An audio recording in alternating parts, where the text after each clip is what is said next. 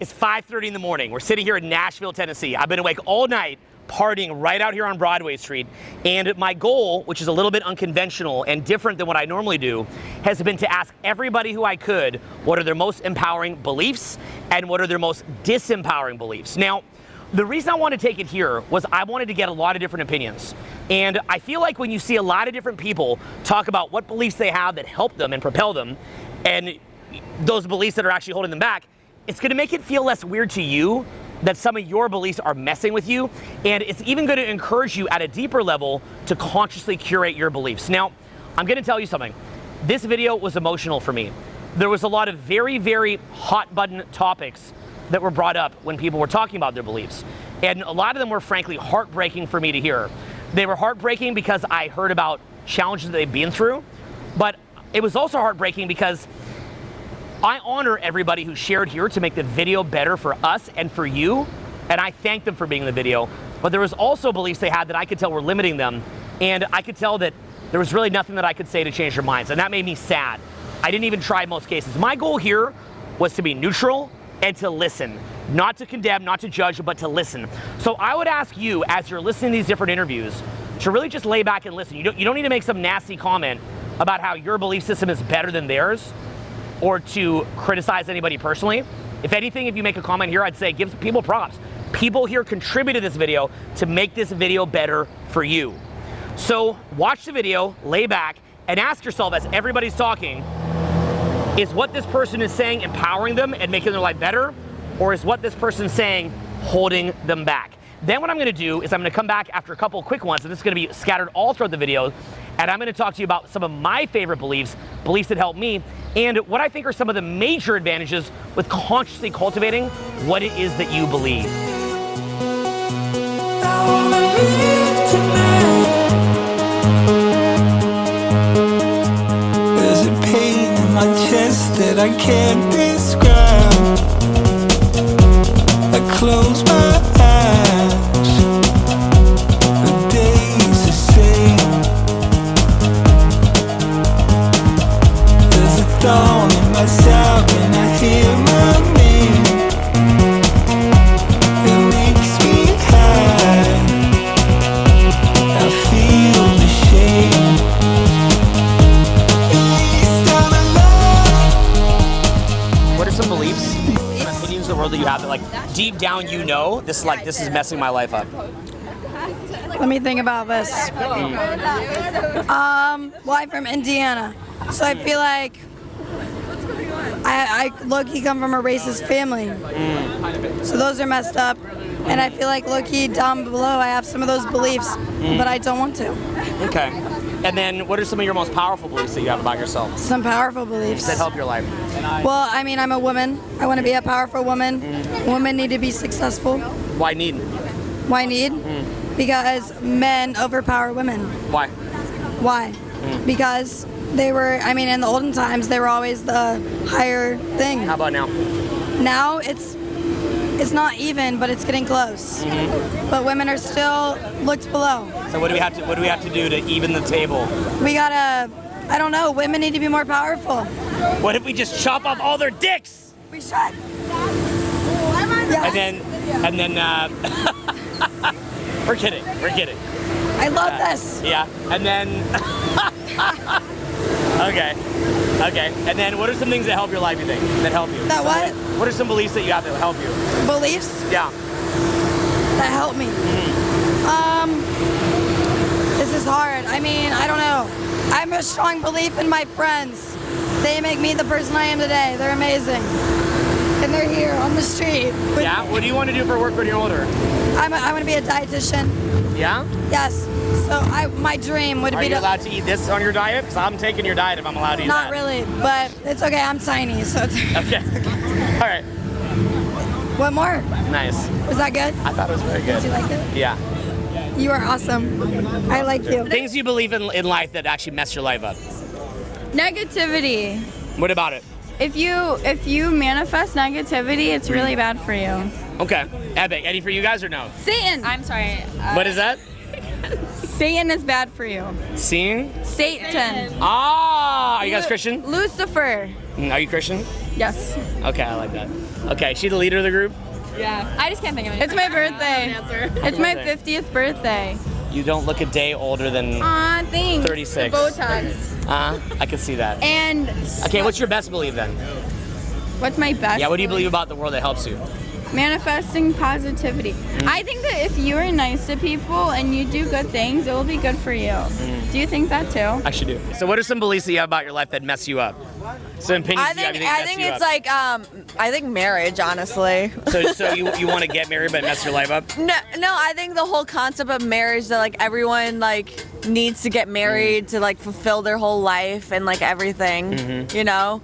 And I feel like marriage is not really a necessity. So a belief that's messed your life up, so you've believed it up till now. Did you believe that previously? I feel like I've always had this like purpose of like trying to find a boy. So okay, repeat after me, okay? Ready? Yeah. Cats Cats are awesome. are awesome. Me and my cats Me and my cat are awesome. Shut up. I'm just kidding. Okay. No, but I just think that people people think their whole purpose in life is to get married and have kids, and Okay. I think like it's not the whole purpose. What is the purpose for you? The purpose is to have fun. Okay. Like we're, YOLO. You only live once. Okay. I want to hammer your mind right now with the importance of something called opportunity cost. And what I mean by that is that anytime that you're being exposed to one way of thinking, that is robbing you of the opportunity to be exposed to a different way of thinking. So when you're watching the media, and the media is pumping your mind with a belief system that is that one paradigm, realize that it's not just that paradigm that could be limiting you. It's also the fact that you could be using that time to be exposed to an even better and more empowering paradigm. So in my own case, I often forget that not everybody has been studying how to optimize their belief system for the past 15 or 20 years. I forget that. And this year was incredibly eye-opening for me. And it was gut-wrenching for me. It honestly, it rocked me to my core. It hurt. It was eye-opening. It's given me food for thought. And right now, I'm just gonna think. I'm not even gonna draw a clear conclusion on it. But what I basically realized is, oh yeah, Owen, not everybody studied what it means to have an optimized belief system for the past 15 years, okay? So what I've done ever since my early 20s, I'm 41 now, is I've meticulously studied what beliefs are doing the following things for me. First of all, is it making me see opportunities in front of me? Like, is what I believe allowing me to see opportunity in front of me? Because we do not believe what we see what we believe. There's something called a reticular activation system, and it's our selective focus. When we believe something, we'll find more and more examples of it. And if we disbelieve something, we'll find more and more examples to disbelieve that thing. So I've really, really studied how to optimize my belief system to make it to where anything that can help me is gonna get on my radar, okay? You ever have it where you don't believe the salt's in the salt cabinet? And you're like, there's no salt here, and then your brother or sister or parent comes and finds it in 2 seconds because you've convinced yourself it's not there. That's what I'm talking about here.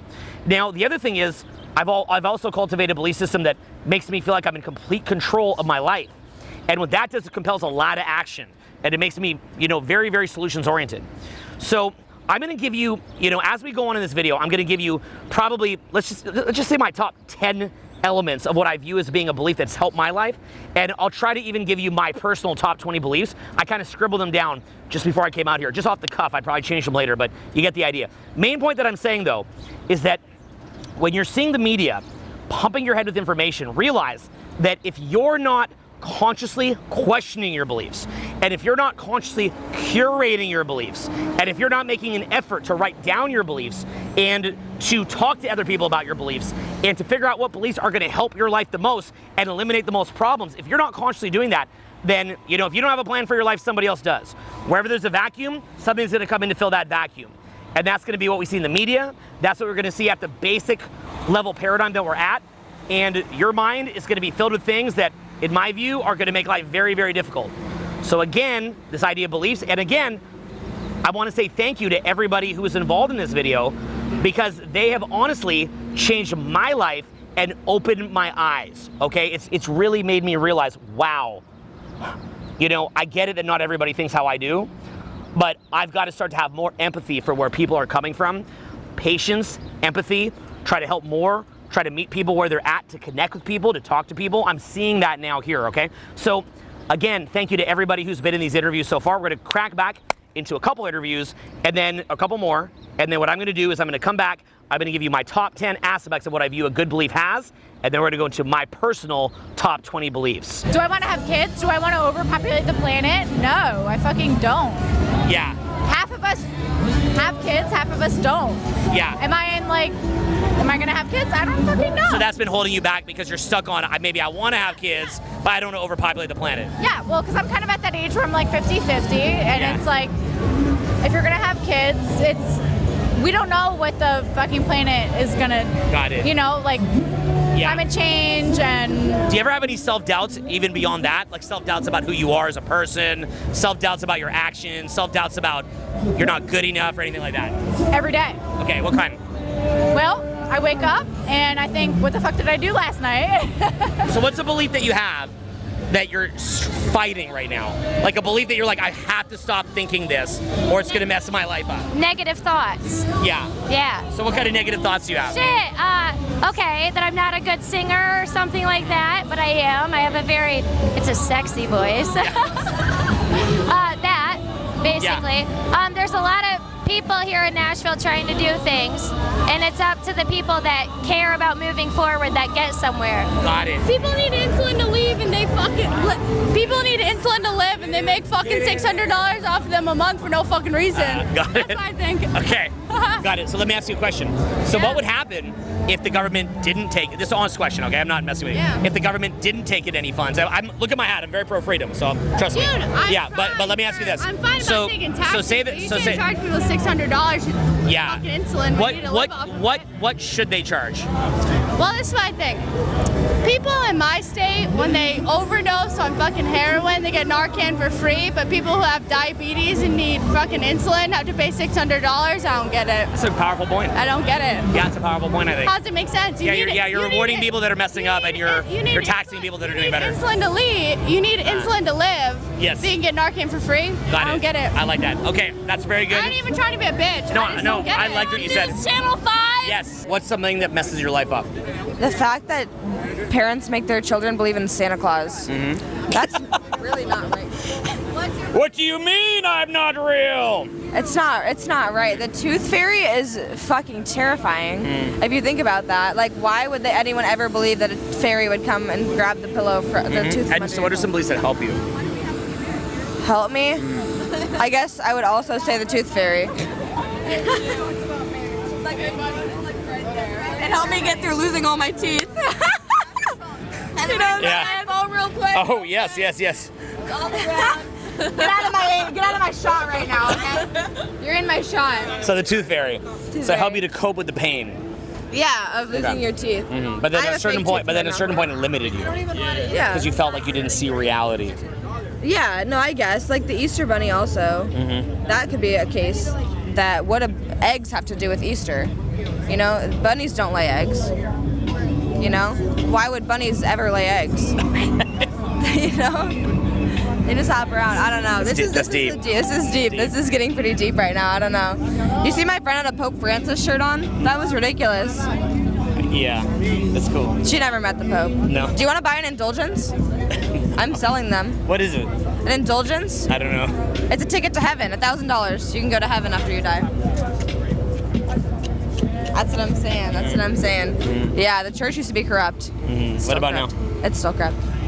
They teach people about Santa Claus and the Easter Bunny. This is going full circle. I feel like I'm going in circles right now. This is all. I think it's amazing. This is my favorite one. Yeah. You think thank so? you, You yes. think I'm very wise? Yeah. I'm wise beyond my years. I'm only 21 years old. Wow. Okay, so as I head out tonight, I wrote down a list of what to me are the top 10 elements of a great belief. And by the way, this is a very, very deep study, so don't view me as the final word on this. I just wrote this off the top of my head. We'll come back to it in the future. So first of all, aspects of great beliefs, top 10. Number one, they situate you at the cause and not the effect of your inner states of mind. What do I mean by that? However you feel, if you believe that you're at the effect of your emotions, then you're just gonna get dragged around. If you believe that you're at the cause of your emotions, either because you could change your perspective, or you could change your physiology, or you could change your focus, whatever it is, that is really, really, really empowering. So you gotta believe that however you're feeling, you're in control of that. That's one of the top things that I'd say about a good belief.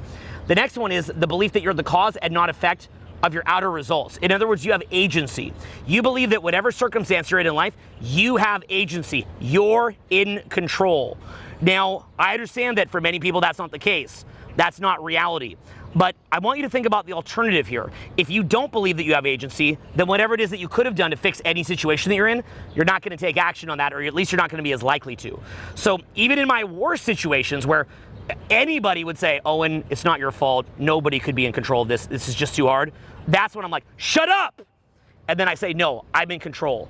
Okay. So, and it can be delusional, but it's when you're trapped in the middle of Alaska with bears chasing you, that's the most important time to feel like you have agency, right? There's a great book about, or a great movie about that called The Edge with Anthony Hopkins. It's like, we're going to kill the bear. Okay. You can look that up. Next one, a belief in abundance of resources and not scarcity. What that means that you believe there's money for everybody to make. There's people for everybody to meet. No matter what it is that you look like or are, there's people who want to connect with you or pay you or engage with you, okay? Abundance rather than scarcity. Number 4, it feeds what's called the release muscles, not the control muscles. In other words, I've talked about this in many other videos. If it makes you super tense, and it gets to where you're just, like everything's just densifying for you and just your world is collapsing, that's not good. In a release state of mind, you're acting with inspiration, not desperation, but inspiration. Now, it's a little bit different than what I just said. I said if you're stuck in Alaska, but you just get my point. You can build on it. Next one is it's aligned to and feeds your higher power, authentic core, and highest potential version of yourself. So that to me is very, very self-explanatory. If your belief is not feeding your highest power, your authentic core, your highest version of yourself, it's probably a bad belief. Next one, number 6, sparks the power of self-fulfilling prophecies. If you believe there's opportunity, your reticular activation system, your selective focus is going to light up, and you're probably going to find opportunity. If you don't believe there's opportunity, you're probably not going to find opportunity. People underestimate just how much selective focus we have. You don't believe what you see what you believe. So keep that in mind, okay? Your belief system's got to be wired up to take advantage of that. You've got to be always taking advantage of self-fulfilling prophecies. Next one, sparks the power of higher paradigm thinking. Higher paradigm thinking means that, at a very, very low paradigm, we see a lot of limitation, and then that causes us to not see opportunity, which then limits us, which then makes us feel that we're in scarcity, which then makes us feel like we're against everybody and it's us against them, and there's a limited pie, and we have to fight people, and we hate people, and we're not one big family. Higher paradigm thinking is realize that there's an abundance, there's lots of opportunities, we are one big family, and just feeding off of that and using that in our advantage. Next up, sparks the power of imagination and outside the box thinking. What does that mean? If you feel that you're just stuck in life, how is that going to give you the belief that your imagination can help you? So you want to have a very, very, very powerful imagination to where you're just always just looping and finding solutions to things and just seeing opportunities, saying, what can I do with this little rock on the ground, and using your imagination. A very, very high paradigm thinking. Next one, sparks the power of reticular activation system's ability to see opportunity rather than being blind to opportunity. I've been hammering this entire time. If what you believe is causing you to miss opportunities, that is going to be the biggest problem maybe of your entire life. And last of all, and powerful in a belief, it comes from a belief that we choose our journey and are here to grow from it in life, that we're overcomers and not victims of circumstance. So what that means, one of my great beliefs, is the belief that I chose whatever came at me. It's a challenge that I chose, and I want to overcome it, and I take pride in overcoming it. Now, I want to be clear here. This is what I learned from years and years and years of cultivating my beliefs so that I could build an 8-figure business, so I could be a balding ginger and get better at social skills or getting better at attracting people into my life or dating, so that I could have confidence to be a public speaker, so that I could have confidence to train other top entrepreneurs in the world and be their one-on-one coach. And really, me just pushing myself to the limit to overcome things like horrible media issues that I've had, and many, many other issues that I've had, many issues that have come at me. I've got to power through that. So in my mind, my goal is basically to be like a tank. That's it. I came here to Nashville, did a crazy seminar, did an amazing workshop here this weekend, was up all night shooting. I'm not even in bed right now. I'm not sitting here complaining about it. I'm looking for opportunity, like the beautiful golden hour, or how we're sitting in Nashville right now and it's a beautiful opportunity. Doesn't matter how late it is. The fact that I'm lucky to be alive, the fact that I'm lucky to be here, the fact that I love you and want to help you, the fact that you're watching this video, I'm focused on that. I'm not sitting there saying I've been working around the clock for a couple weeks now, because I actually did a shot prior to this as well. and have been on the road for quite a while now, I'm not focused on that. I'm not focused on complaining. I'm not focused on what I'm unhappy about. I'm just focused on having fun, loving you, connecting with you, sharing with you, and just doing my best and appreciating this moment. A great belief engenders gratitude for what it is that we have. Okay, so those are some top 10 elements of what I would say is just a really, really spectacular belief. And please keep in mind, this is what I've consciously curated from decades in personal growth. You do not have to have my beliefs. Also, just because you believe that the world is awesome is not mutually exclusive with maybe trying to create social change. You may recognize there's problems in society and recognize that there is a lack of opportunities for people in society and say, you know what?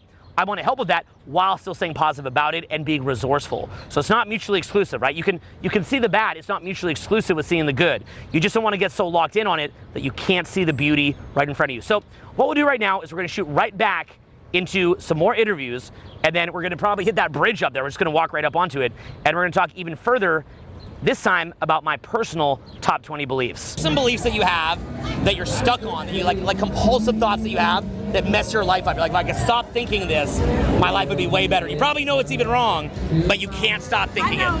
Okay. Okay, I think that if we didn't die, we would all be reincarnated. Stupid and don't listen to her. No, we'd be reincarnated, and I think we're all reincarnated. Got it. So does that hurt you and hold you back? Sometimes. In what way? Sometimes I'm scared to die. Got it. So you feel fear of death, and then what do you not do because you're scared to die? Like certain things, like skydiving. Got it. So, so what are some things that you believe that you think help you and help your life? I honestly. Government.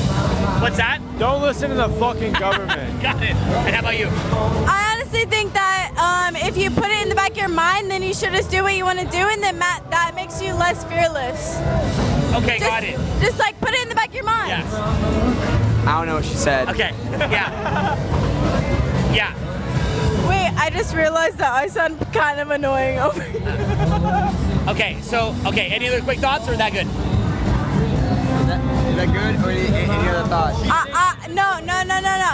Honestly, always stay positive no matter what situation you're in. Everything will turn out okay. Got it. I really like that. I'm going to ask you, what are some beliefs about the world that you have that could be holding you back? Like maybe a belief that you know is wrong, but you're stuck on it and it limits you how much you enjoy life, limits your opportunity because you're stuck on that belief. And then later I'm going to ask you any that you want. And then later I'm going to ask you if you have any that help you, okay? But let's start with the ones that hurt you. The fact that people are better than me, because it's like you feel like you're in this constant competition to be the best, do the best, look the best, just best.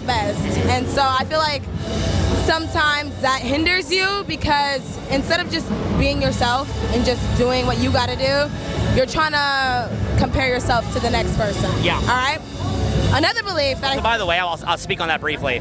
So in personal growth, we call that self-acceptance versus self-improvement.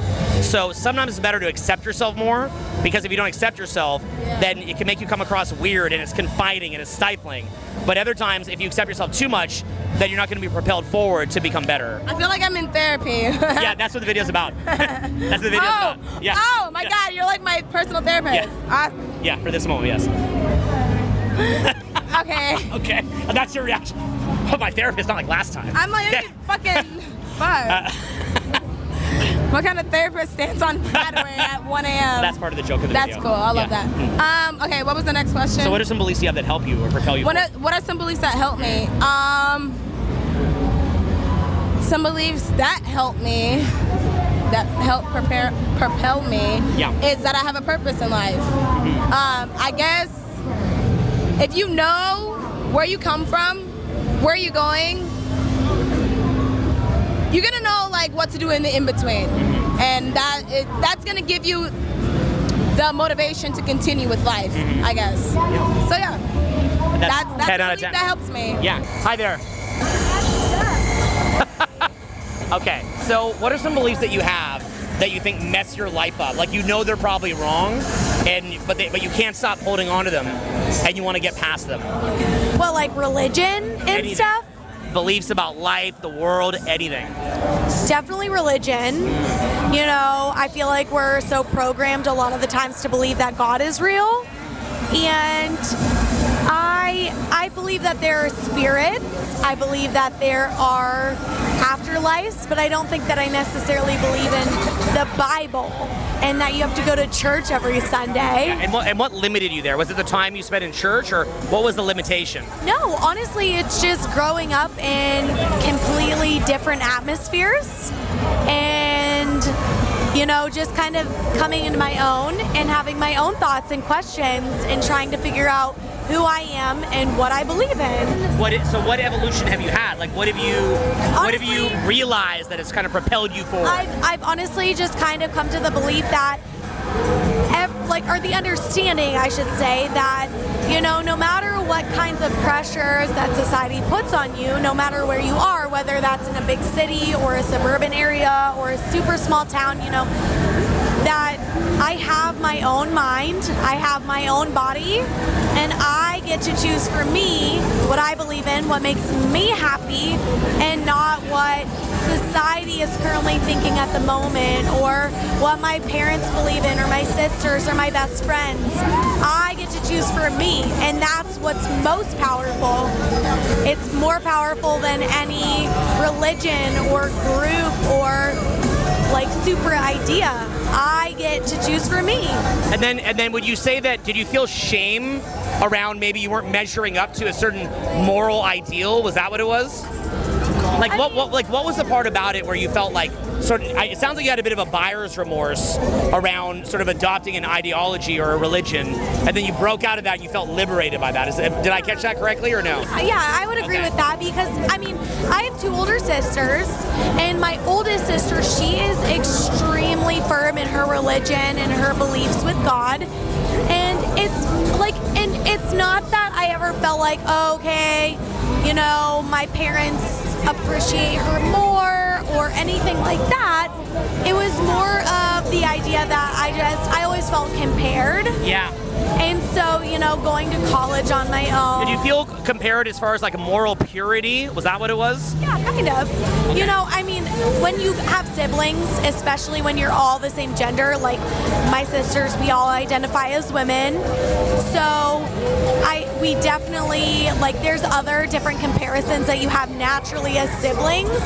But I mean, when it comes down to religion and stuff, like, I think we have three extremely different views.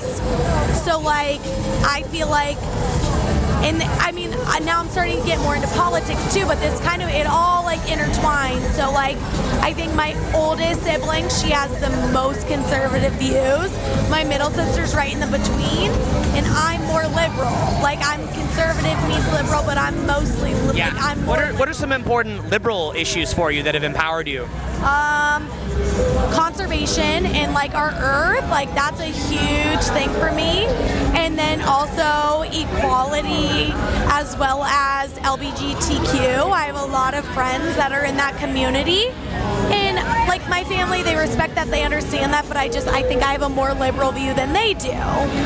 So it all intertwines, you know, as far as policies, as politics, religion, like it all intertwines itself. So I kind of just feel like I've always been a little black sheep. And not that I've been ashamed by it, but it was a whole new atmosphere of like figuring out who I am and like learning by myself. Okay, I really like what you said there. I'm gonna ask you one last question then, okay? Is there anything that you took from religion or Christianity that you think did help you? You know what I mean? Like, you know, so rather than being like, oh, that sucks, right? Like, was there any takeaways that you still carry with you? Wholeheartedly. Yeah. So I think when it comes down to religion, like, I still believe in God, and I still, again, I believe in spirits and afterlives, but it's like, I don't think that we need to have this ideal that the Bible is the holy word and that you have to go to church and worship your God. Like, we are humans, we make mistakes, you know. I think even Jesus was pretty emphatic that the church is in the world, not just in the church. No, exactly. He really was not a fan of the religious establishment, the Pharisees. No, exactly. But that's like, I've had so many instances occur where it's like, you know, I know that people that I would consider my guardian angel, like, they're with me. And like, it happened to me today.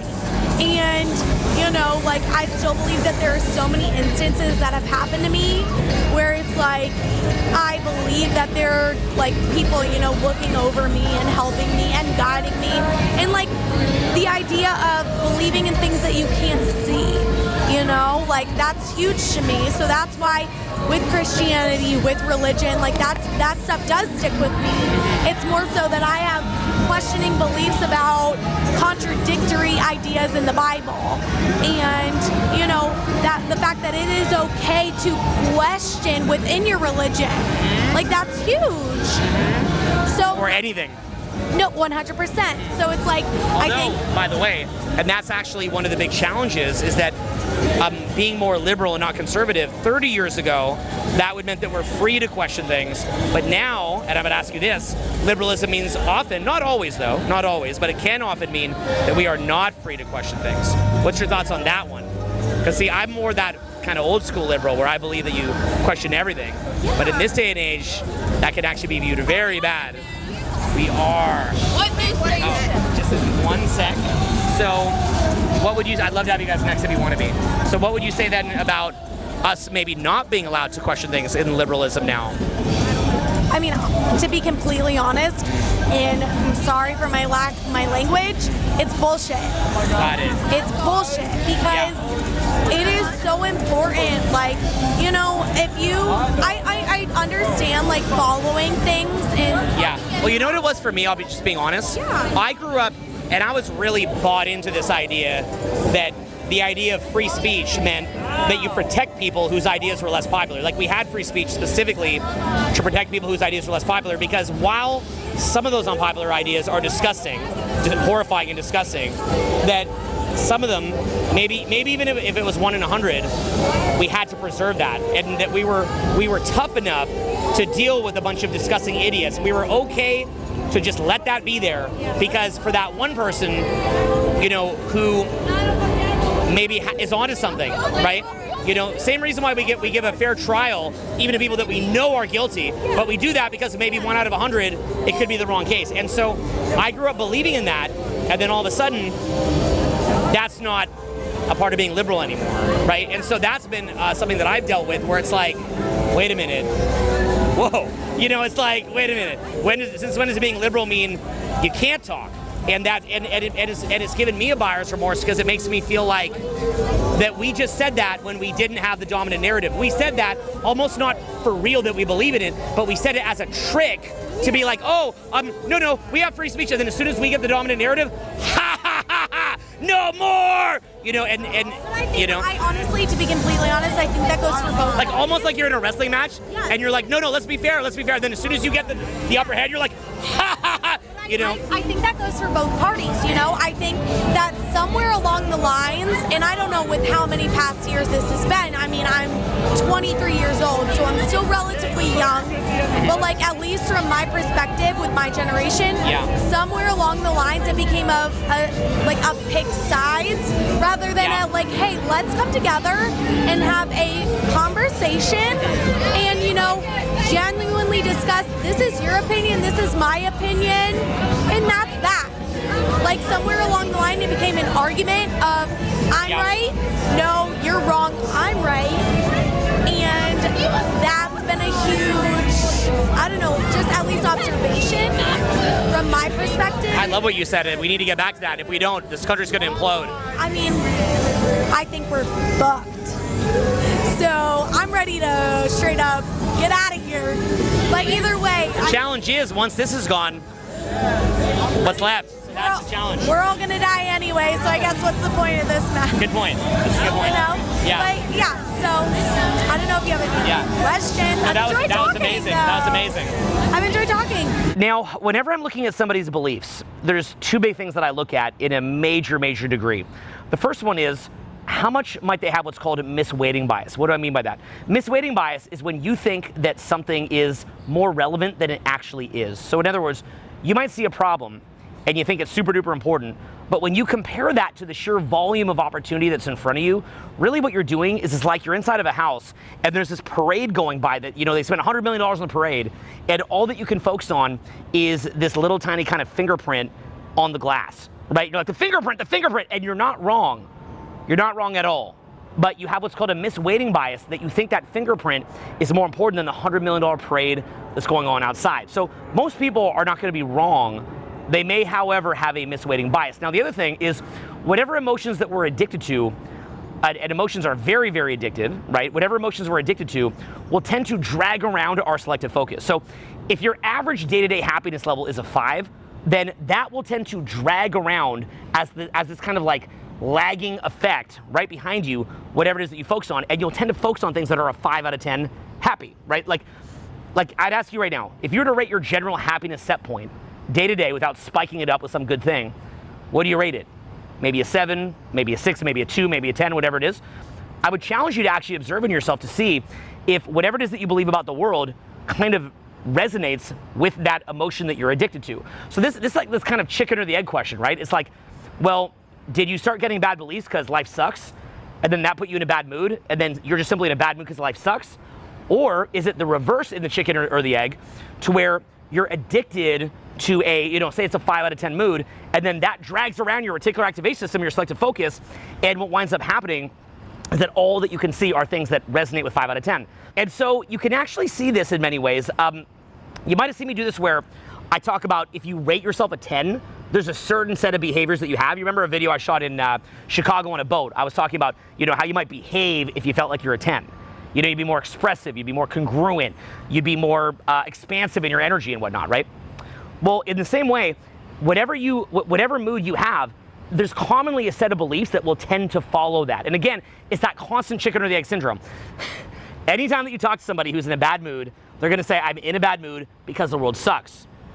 But if you flip that chicken or the egg effect, what you might find is that if somebody is addicted to being in a bad mood, they're gonna resonate with beliefs that reinforce it. You got that? If you're addicted to being in a bad mood, you're gonna resonate with beliefs that reinforce it. So somebody says like, the world sucks, humans suck. Somebody who's addicted to being in a bad mood is like, yes, I get it, right? But you can see somebody who's addicted to being in a good mood when you say the world is awesome, life is beautiful. I'm so grateful for my fellow human beings, for where we live, for all of us coming together, for how much we love each other. And somebody who's at a 10 out of 10, you'll see them, they will naturally resonate with it. They'll kind of start nodding almost uncontrollably. Like you're like, the world is amazing. And you'll see them, they're like that. Where somebody may be addicted at a 5 out of 10, you'll see them kind of like, the world's amazing. You'll just see them kind of freeze up and like, they can't resonate with it. So the question is, again, are you using what's called a misweighting bias? Because what you're believing is true, but are you misweighting it compared to the opportunity that you have? And likewise, ask yourself, what emotions are you addicted to? And then from there, you could probably predict what kind of beliefs that you're gonna have. So like I said, we're gonna jump into my top 20 beliefs. I'm actually just gonna jump on the other side of the bridge here. And we're just gonna go a little bit deeper, and I'd ask yourself, what kind of mood would resonate with these top 20 beliefs? So what's up, man? What's up? How are you? Good to meet you. Okay, so what would you say are some beliefs about the world you have that help you? You said belief? Yeah, like what you believe about the world, that belief helps you. That helps me? Yeah. Well, I actually, I'm from Michigan, but I do Uber down here in Nashville. Yeah. I just love the fact that I meet people all over the world and they tell me different shit about them. You know what I'm saying? Bleep that out.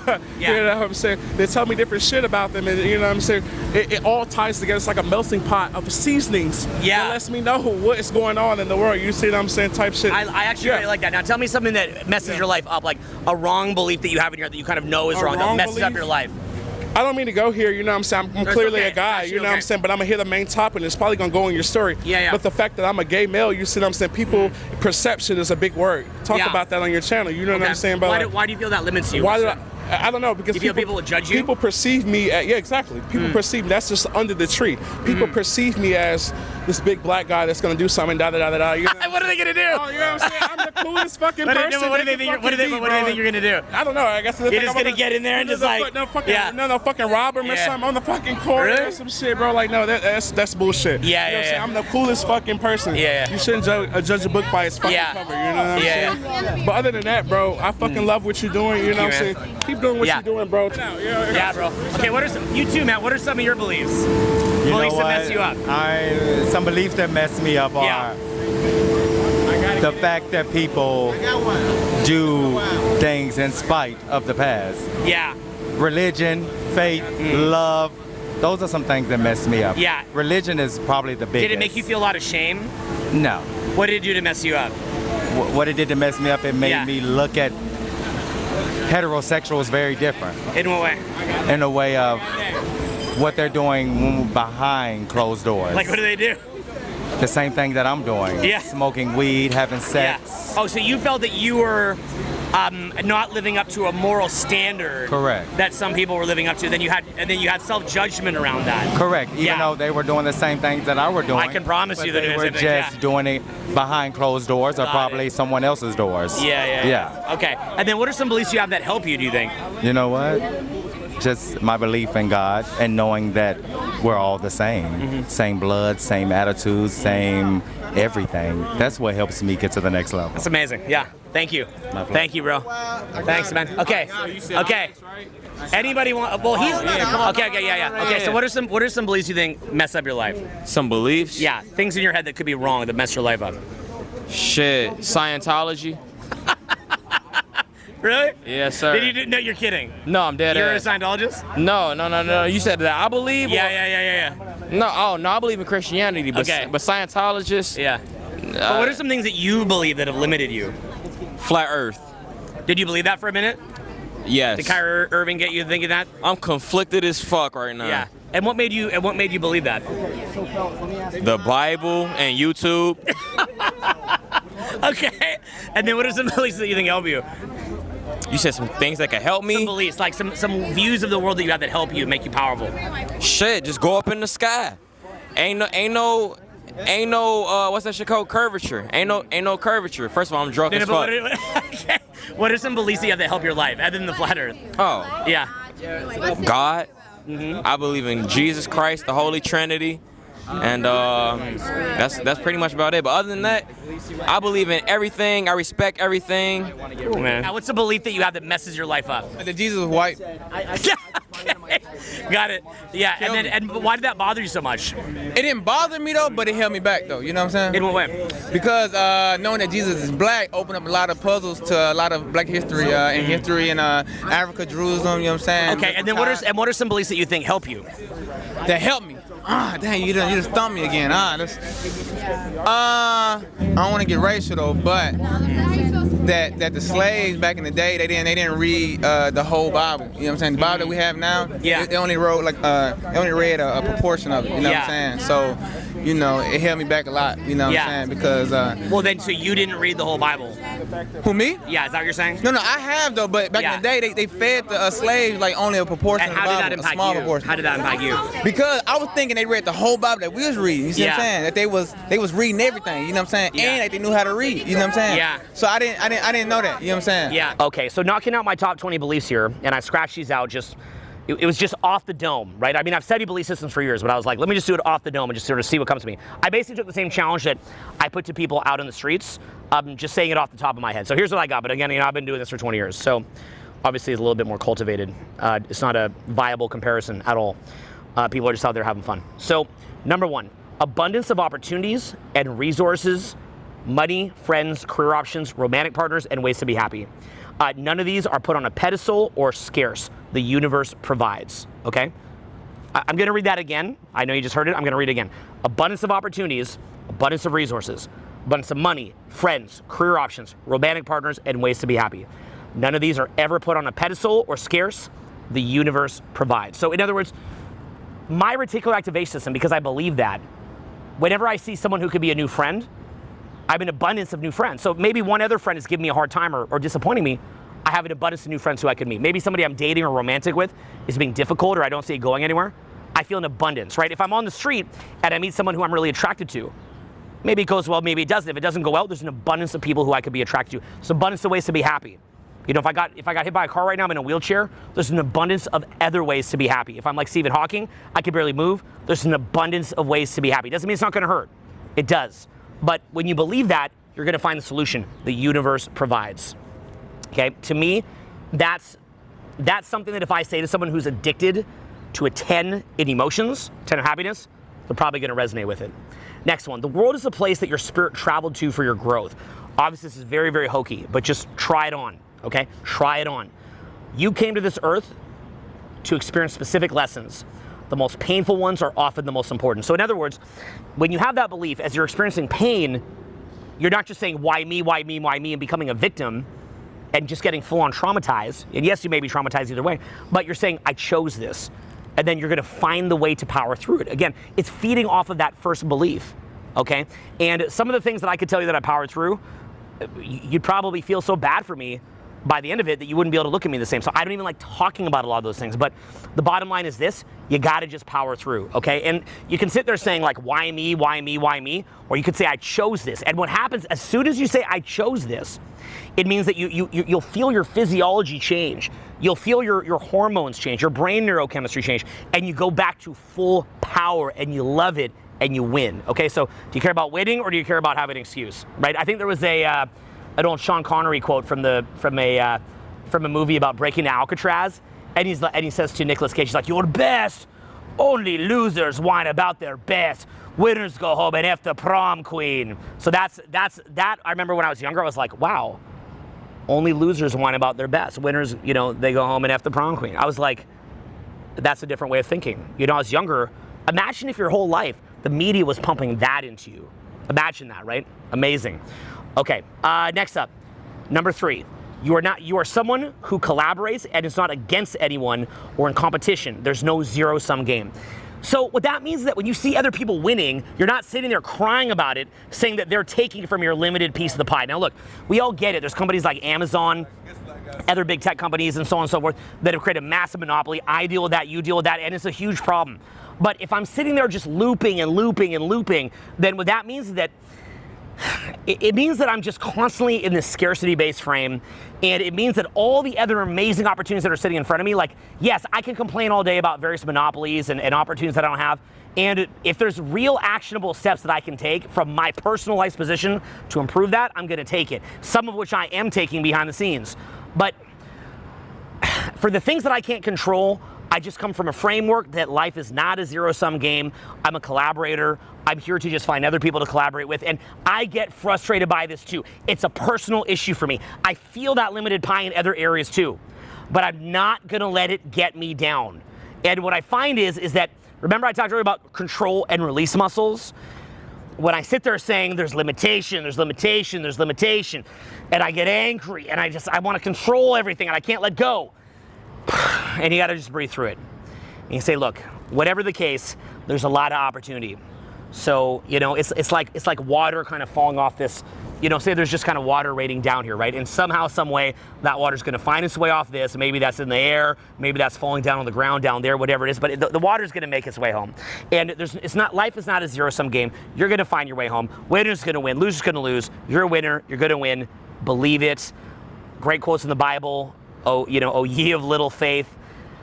Have faith, okay? Breathe through it. I feel it, you feel it. Have faith. Watch what happens, okay? And these are tough, and they're tough for me too. But I'm not letting my brain go into zero-sum game mentality and messing up my entire life and sitting there in victim mentality. It's not gonna happen. All right, so that's a tough one, okay? I feel you on it. Lesson number 4, in any situation where you lose, you trust your own abilities and the universe to take the lessons and turn it into a win. Now, I'm very different, or at least nuanced, from a lot of people that just say, oh, anything bad is automatically bad, or anything bad is automatically good. What I think is, when something bad happens, you ask yourself, what am I gonna do with this? Just what am I gonna do with this, right? It's like, you almost gotta be like, just chopping through the forest in front of you to get up the mountain, right? It's like, okay, this happened, what am I gonna do with it? And I'm gonna reread that again. In any situation where you lose, you trust in your own abilities and the universe to take the lessons from it and turn it into a win. Okay, they lock you up and throw away the key for the next 50 years. Okay, I'm gonna get really good at meditation. My soul will be curated for my next experience of life. It was God's decision for me to be put in this box. And I'm gonna come out of this just blessed, okay? And if I die in here, then I'm gonna come out of this with my soul curated for the next incarnation or the next place that we're gonna go. It is what it is, okay? And again, it's hard. Okay, nobody said these are easy, but as you get happier, you'll begin to resonate with them, they'll begin to make more sense. The next one, you have an abundance of energy, resourcefulness, and creativity. Hard work is enlivening and engaging. You are grateful for the opportunity to rise above any challenges or losses that arise. So that's coming from a mindset that hard work is fun. Like, when I get out here, You know, I've been on the road now for a couple weeks, shooting, teaching, just crushing it, doing, you know, piles of sales, managing the back end of the business, handling one-on-one clients, doing a great job with them.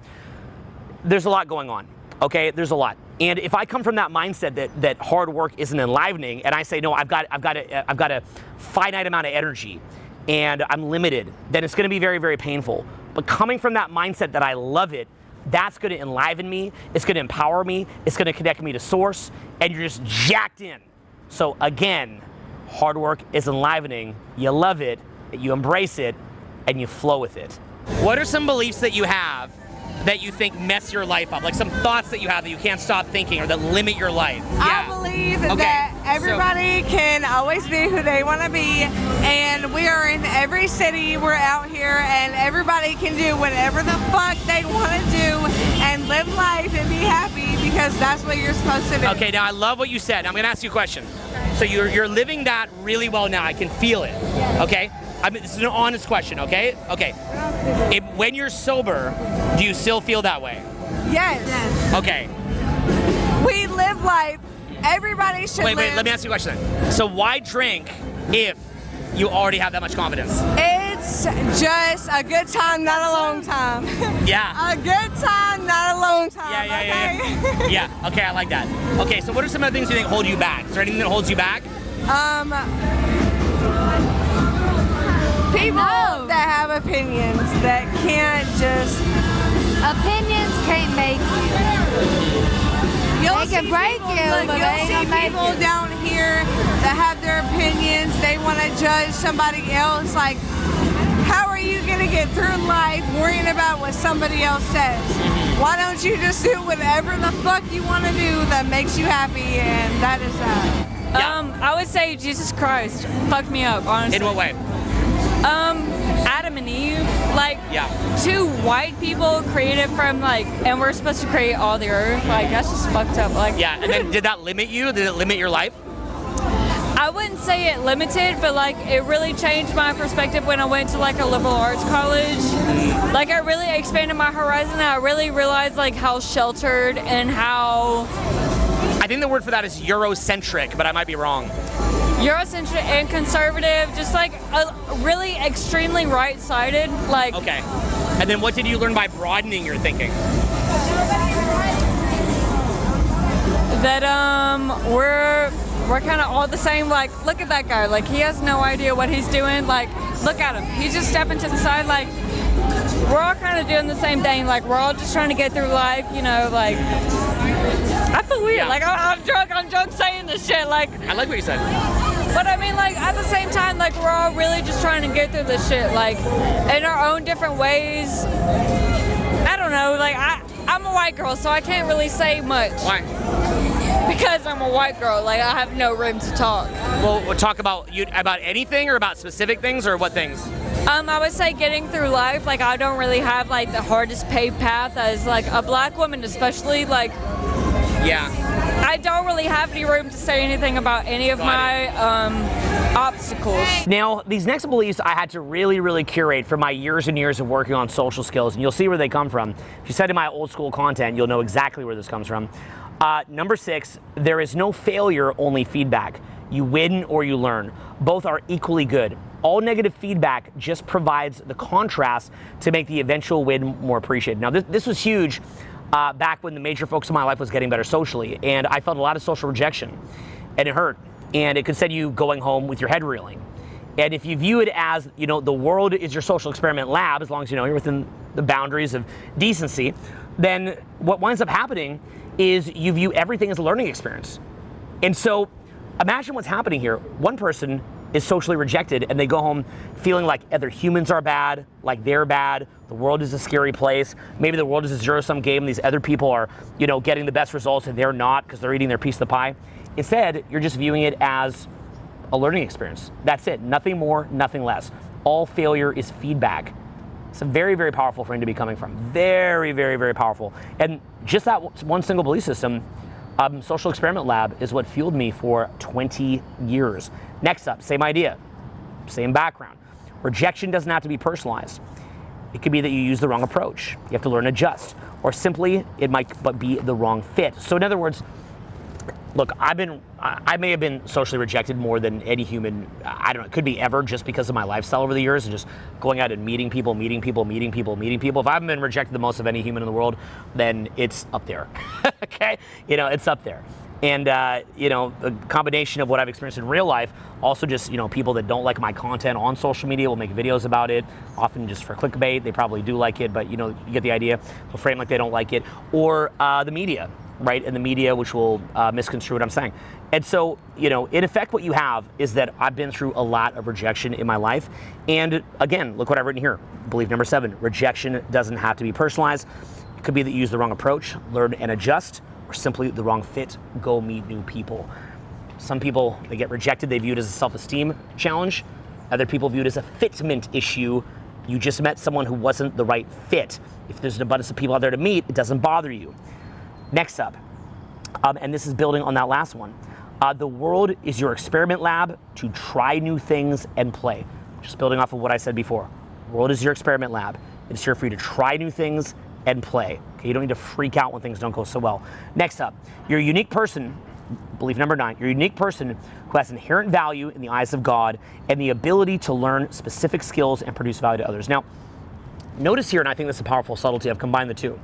A lot of people just say, you know, self-love, self-love, self-love, self-love, love yourself no matter what. But the problem with that is that that's not you taking ownership of the value that you can also offer to other people beyond just your inherent worth. Look, we all have equal value in the eyes of God, but we have different value in the eyes of the marketplace. So from that standpoint, to me, it's just a basic level belief that you have the ability to learn specific skills to produce value to others. You have that ability to produce value. So you believe in your inherent worth in the eyes of God and the people who love you unconditionally. And in the marketplace, you believe in your skill set to produce incredible value for other people because you're not selfish. You're not selfishly sitting there saying that you're the best no matter what, even if you've not put in any effort. And number 10, people enjoy you for your unique perspective, energy, presence, and life experience. You always have something to add to a social interaction with your energy and words. So it's that basic realization that you are a snowflake. There's only one you. So that does have value. Your perspective has value. As you cultivate that perspective more and more, and don't just take on the basic media perspective, that unique perspective improves. But every single person who I met tonight, regardless of whether or not they put a lot of thought into their beliefs, had value to me because I just enjoyed meeting another human being and hearing their experience of life. Okay, what are some beliefs that you have that empower you? That I can do anything I want. Like what? Why not? Like what? Anything I want. I could have fun with my friends, travel. If I have work, I can still do those things. Why not? Okay. You know what I mean? What do you do for work? I have 2 jobs. I either rent boats or I have a sustainability company I work for. Wow. So I do both. I'm busy. You're very well spoken. I'm a busy gal. I can see busy that. gal. So any beliefs that you know are probably wrong and stupid, but you can't let go of them. Do you have anything like that? No. No, I don't. Okay, so I don't mean to be a jerk. Okay. Are you sure you're not being a little cocky? For sure being cocky. Okay. Hypocrisy of Christianity really kind of messed with me a little bit. I still identify as a Christian, but in a different way, I suppose. Which aspects of it mess you up?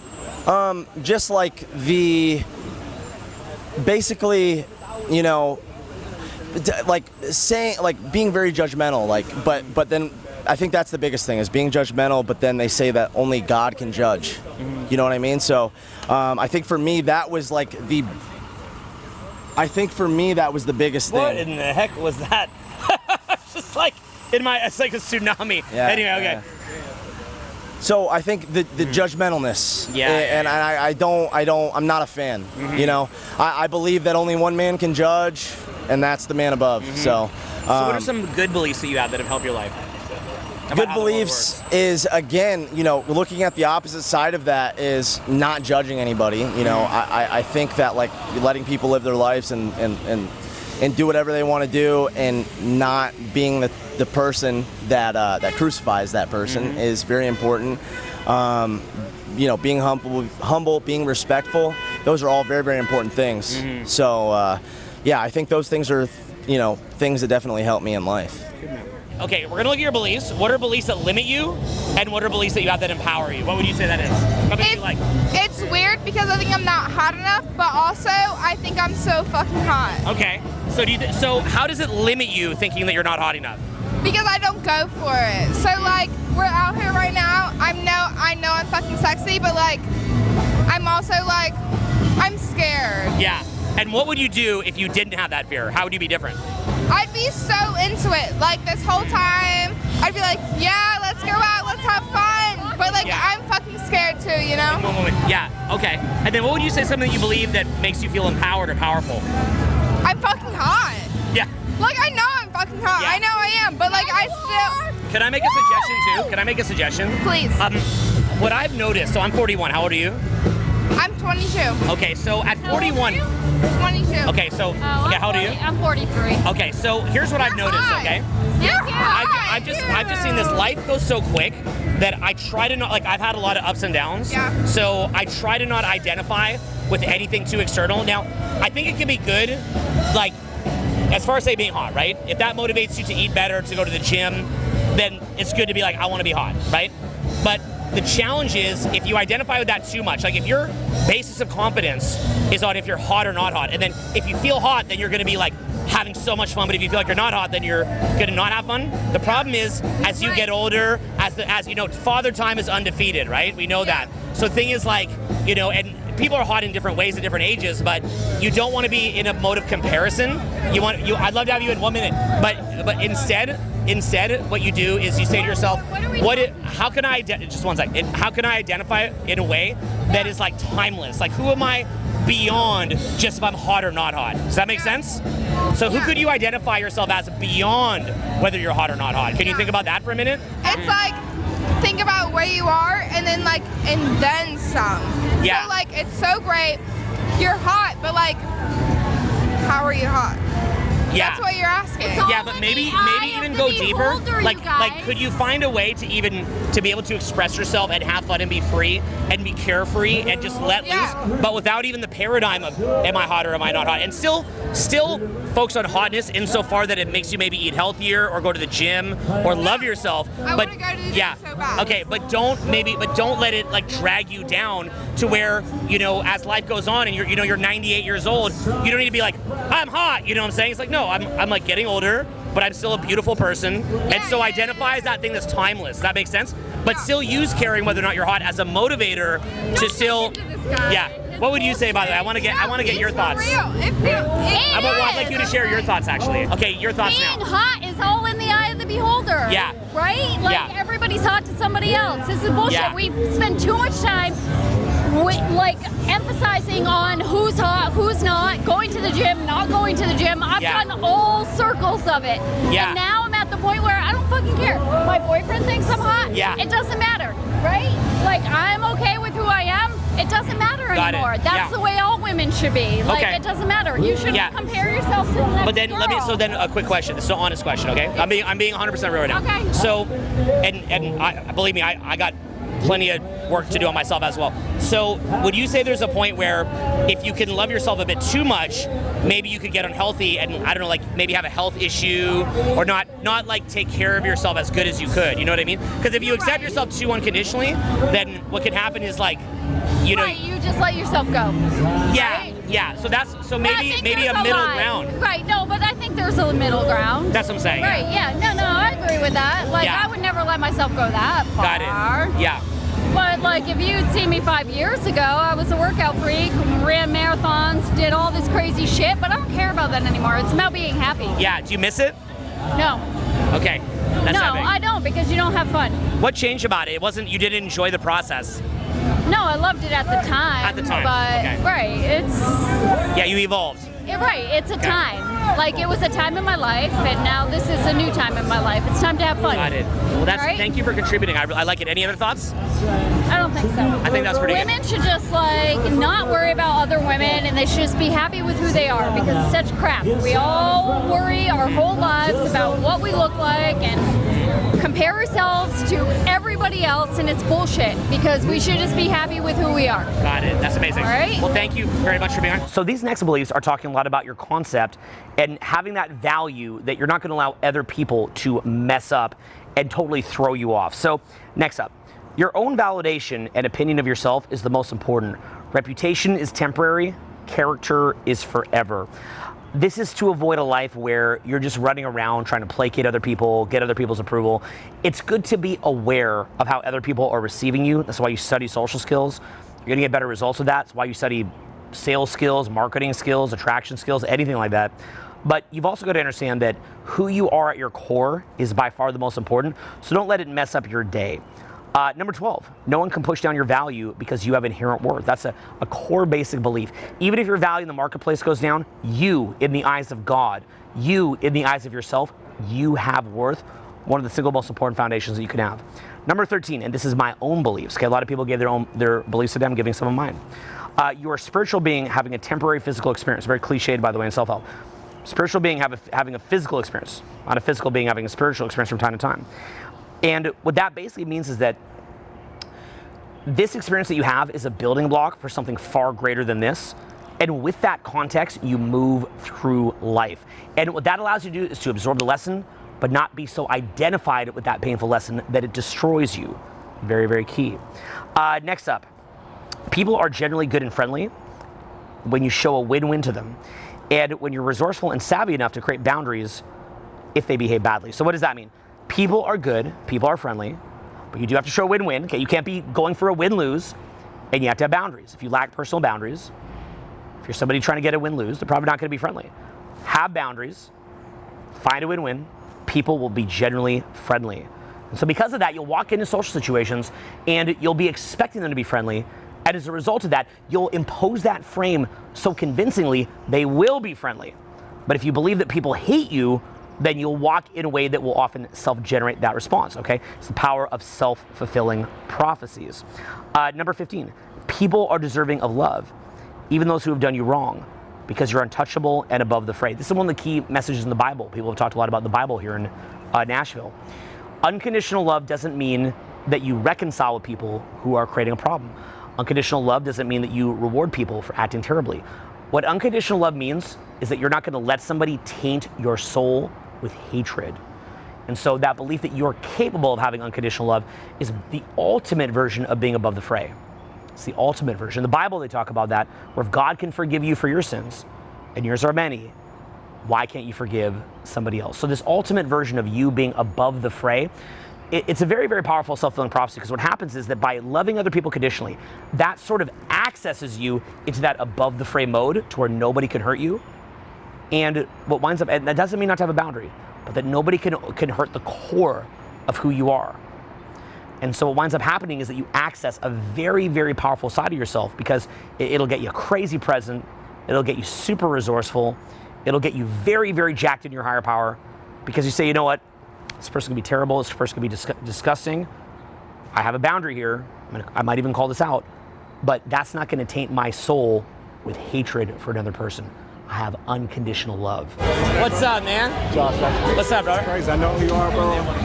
The funny thing is about you and I is that we had similar upbringing. Yeah, I thought you were going to say we dated the same person. So no. Yeah, I mean, that happens. I wish, but like, it's just crazy. Like, I don't have a lot of time, but I appreciate everything you've done. You helped bring me through some tough times, and it means a lot, man. Can I ask you a quick question? Sure. Okay, for the video. Okay, so what are some beliefs that you have that you think limit you, and what are some beliefs that you have that you think help you?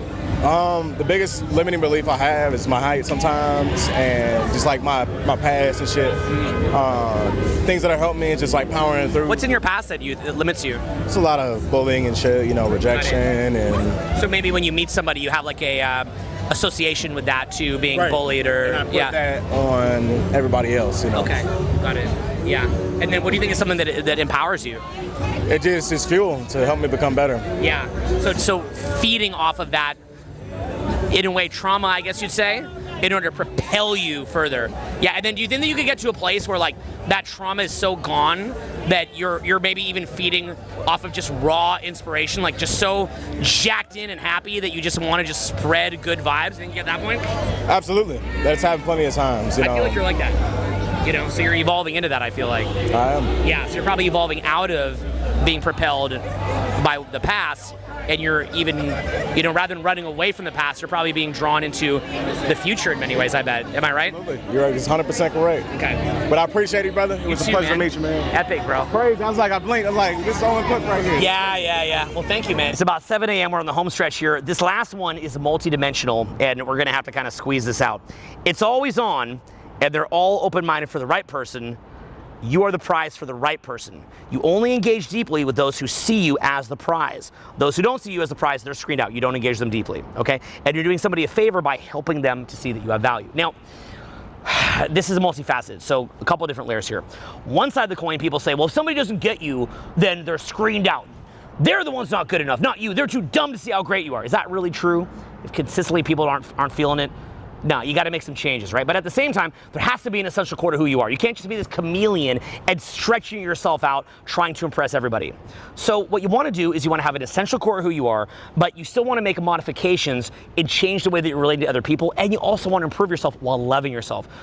Establish that essential core of who it is that you are, make modifications on certain ways that you're presenting it, and continue to elevate your value. You're the prize for the right person. This also helps you in things like sales. Like, people will say they don't have money, but you also understand that if they didn't have oxygen, they'd have the money. If they're on fire, they need to get the fire put out on their body, they'd have money. So you understand that for the right offer and for the right product or the right person, they'd be available, but you have a boundary and an essential core of who you are, still improving the way you present yourself, still improving your basic value, but loving yourself unconditionally and realizing that you're the right fit out there for somebody and owning that. So this is very, very multidimensional. I probably should have broken that up into multiple beliefs. Could even be a topic for an entire video. So that one was a bit of a jumble. I just wrote off the top of my head. You get the idea. Number 17, it's not your job to impress anyone. It's your job to impress and love yourself, then give others a chance to be part of it if it's the right fit. That's really just an expansion on the previous one. You get the idea. Video number 18, the skills to relate to others in a way that they can mentally process and let land are learnable and fun to improve at. So again, really just building on the other one. 19, success is a cycle of beliefs, focus, physiology, self-fulfilling prophecies, execution, feedback, education, and improvement. That's a mouthful for number 19. So I'm going to read that one again. Success is a cycle of beliefs, focus, physiology, self-fulfilling prophecies, execution, feedback, education, and improvement. The basic idea here is, look, if you have a belief the world is good, that's going to change your focus. You're going to see things that reinforce you that the world is good. That's going to change your physiology. You're going to act better. Because you're acting better, more people are going to like you, right? Oh, the world's awesome. Then you find examples of the world being awesome. Then you go up into life in an awesome way. Change your physiology, which then creates a self-fulfilling prophecy that the world is better, which then creates a feedback loop. So that is very, very key, okay? Understanding that basic feedback loop, super duper key. My belief is that success is achievable by anybody, but it is a cycle of beliefs, focus, physiology, self-fulfilling prophecies, execution, feedback, education, improvement, okay? That's a belief that I have, that success is achievable by anybody, but you've got to get in that upward spiral. And last of all, belief number 20. Feels like video number 20 this hour, after a long program. The great joy in life comes from the journey and the action itself. And that basic understanding, the great joy in life, is not going to come just from the result, right? Like when I finish this video, it's cool. I put it out. Hopefully people like it. Some people won't. That's okay. But the joy is in shooting it. It's in being out here, being with you, editing it, pressing release. It's all joyful. Okay, life is about the journey. And that basic level belief means that I'm not going to be sitting around waiting for the outcome and in pain, but I enjoy every step that's in front of me. So I hope you enjoyed those top 20 beliefs. I'm actually going to let one last interview roll. And this interview is a very, very special one. It was actually somebody who studied my content back in the day. And I hope that what you see from somebody who studied my content, just like how I studied beliefs, this gentleman who's a beautiful person actually studied my content. And seeing what he got from the content and how it affected his beliefs, I think you're going to see an example of somebody who's really made a conscious curation of their beliefs. I hope you're going to be inspired, and I'm going to come back and conclude. let's do it. What would you say are some of the beliefs, and maybe you even learned this through your experiences or in your own independent experience as well, that you would say are your biggest limiting beliefs that you've had, and then your biggest empowering beliefs that you've had? So my biggest limiting beliefs would probably be that... Could you mean the past too? Well, in the past it was, you know, based off of my my background, my race, all these things that I couldn't do and achieve certain things. And it sounds pretty cliche and it sounds pretty cheap, but to be honest, man, I mean, look, I've had the limiting beliefs that, you know, I can't achieve such and such, or I can't get such and such woman because I'm a certain skin color, I come from a certain background. But to be honest, you know, if you double down and work towards what it is that you believe in and work on yourself as a person, you can achieve anything. I am the happiest I've ever been in my life. I live in Brazil. Where at, by the way? I live in Rio de Janeiro. Cool, man. I have an apartment. I have an apartment in Rio de Janeiro. I speak fluent Portuguese. I have an apartment here in the States in New York. I'm a flight attendant. I'm here on a layover. I'm living life to the extreme right now. And I couldn't want more out of life. And literally, if you just put your mind to what it is that you truly believe in and that you truly want, you can achieve anything. And people have to understand that life isn't fair. Nothing in life is fair for no one. So to sit there and complain and think and fight and think that, oh, we need fairness for everyone, that's great. But at the end of the day, the time you're spending fighting and marching for that stuff, you could be spending just working your ass off to what it is. I don't give a shit that someone else might have it easier than I do. Or the bottom line in my mind is like, fight for a cause you believe in, but that can't become an excuse not to focus on yourself as well. They don't have to be mutually exclusive, but you've got to focus on yourself. Like, because we can fix everything, that doesn't mean everybody wakes up with a Ferrari. Right. You know? Absolutely. You can snap your fingers and create equality of tomorrow, but ask yourself if then you will achieve all of your goals and all your dreams and everything. And a majority of people absolutely won't, because so many people are so hell-bent on an excuse and a crutch that they won't do it. But you have to, no matter what. If I have to work 3 times harder than the guy next to me, so be it. I'll work, because this is America at the end of the day. You can become absolutely anything you want to. You might have to work harder than the person next to you, but who cares?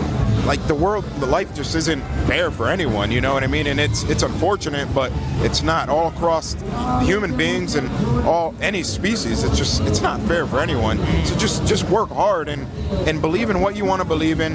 Help the person next to you, but just keep hustling and working hard and believe in what you want, and you'll make it, you know?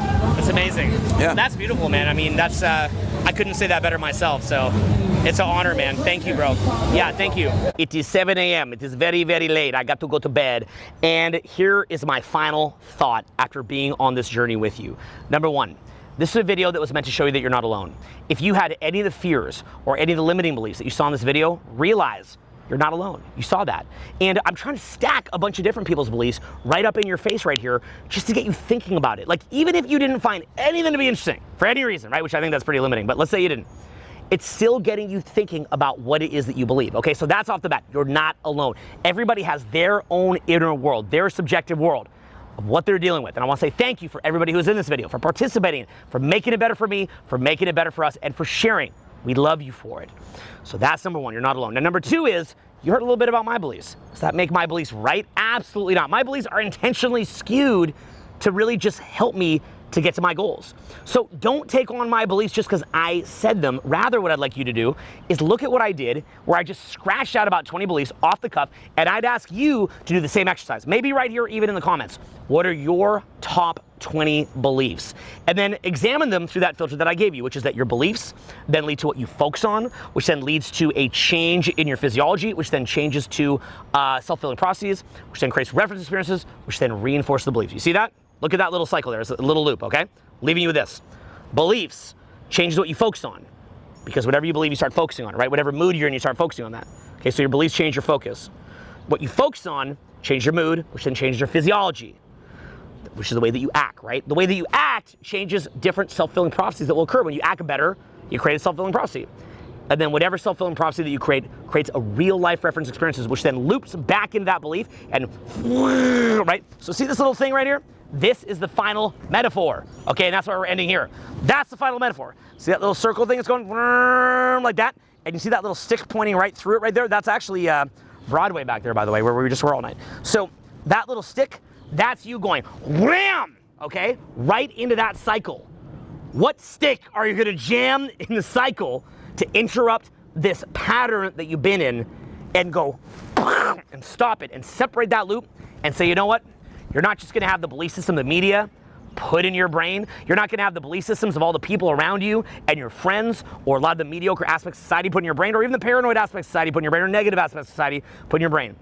Some aspects of society that are negative, you gotta be aware of them, address them, maybe even fight for change. But as far as you're concerned in your journey, what you've gotta do is you've gotta consciously curate your beliefs. Because if you're not consciously curating your beliefs, somebody is doing it for you. And that was why I wanted to bring you into this world. Thank you for being a part of it. Are you gonna let the world curate your beliefs for you? Or are you going to begin to create your own spiral yourself, write your own ticket in life, and forge your own destiny? Thank you so much for being here. Very tired after a long weekend, working really hard, and I love you very much. If you're in this video, thanks for being a part of it. We all love you for it. And I'm gonna go to bed now. And I'll talk to you soon. Peace.